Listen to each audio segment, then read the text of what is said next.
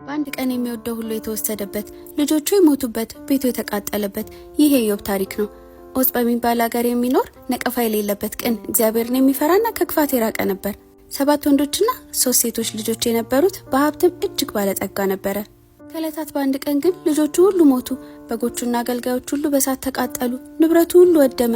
ኢዮብም ተነሳ፣ ልብሱን ቀደደ፣ ራሱን ተላጨ፣ በምድርም ላይ ተደፍቶ ሰገደ፣ እንዲህም አለ: ራቁቴን ከእናቴ ማኅፀን ወጣሁ፣ ራቁቴንም እሄዳለሁ። እግዚአብሔር ሰጠ፣ እግዚአብሔር ነሳ፣ የእግዚአብሔር ስም ብሩክ ይሁን። በዚህ ሁሉ ኢዮብ አልበደለም፣ በእግዚአብሔርም ላይ ክፉ አልተናገረም። ከዚህ ሁሉ ቀጥሎ ደግሞ ኢዮብ ከእግር ጥፍሩ እስከ ራስ ጸጉሩ ድረስ በቁስል ተመታ።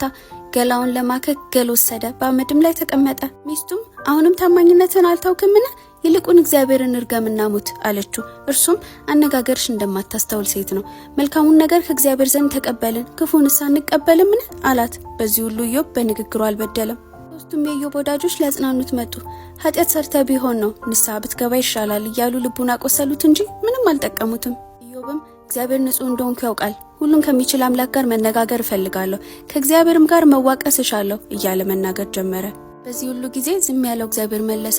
በአውሎ ነፋስ ውስጥ ሆኖ ለኢዮብ ተናገረ: እውቀት በጎደለው ቃል እቅዴን የሚያጨልም ይህ ማን ነው? እስቲ እንደ ወንድ ወገብን ታጠቅ፣ እኔ ልጠይቅህ። ምድርን በመሰረትኩ ጊዜ አንተ የት ነበርክ? መጠኗን ለይቶ ማን ወሰነ? እግዚአብሔር ቀጠለ ትልቅነቱን እየገለጠ። ኢዮብም መለሰ: በእርግጥ ያልገባኝን ነገር የማላውቀውንና ላስተውለው የማልችለውን ጉዳይ ተናገርኩ።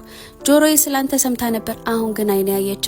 ስለዚህ ራሴ ንቃለሁ፣ በትቢያና በአመድ ላይ ተቀምጬ ንስሐ ገባለሁ። እግዚአብሔር ኢዮብን እንደገና አበለጸገው፣ በነበረው ፈንታ እጥፍ አድርጎ ሰጠው። በኋላ ኢዮብ 140 ዓመት ኖረ፣ እድሜ ጠግቦ ሞተ።